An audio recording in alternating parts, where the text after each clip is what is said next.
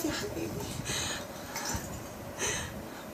قومي قومي قومي، خل اشوفك عش الزوجيه. ما انا اصدق هاي اختي. صدقي، هذا الهول، هذا الهول الداخلي. عجبك؟ اذا ما عجبك هسه غير لك كل العفاف. انت بس امري واني انا. حبيبي اي شيء يجمعني انا وياك اني اقبل به. المهم انت وياي حتى لو بحصيره. تعالي اشوفك المطبخ، تعالي.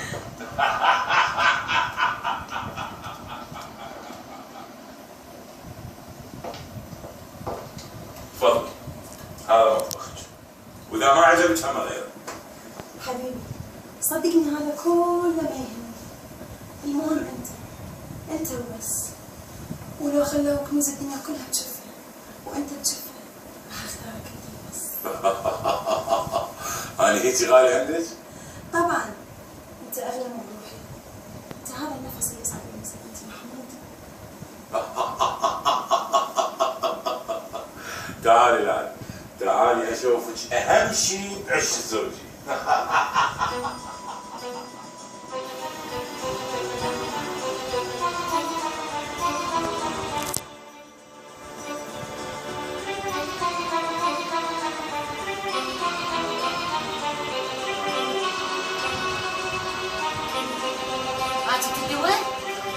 يا دوا حجية نجية يا دوا محمود افندي. ايش بيه؟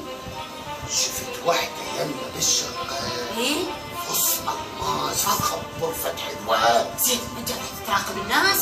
لو جيب دواء يستحي على شباتك شوية. ايش بيك نجية؟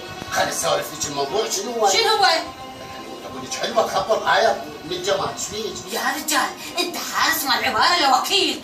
بس لو تعطيني مجال احكي لك الموضوع شنو كان ارتاح. ما اريد اسمع هذا حكيك الماسخ ابد. هذا حكي ماسخ؟ اي حكيك ماسخ. اسمع بدي اقول لك انت تروح تجيب الدواء لبنتك لو اذب نفسي من العمارة. بس على وش تذبين نفسك من العمارة؟ على شنو؟ يا رب منين جبت لي هالرجال هذا يا رب؟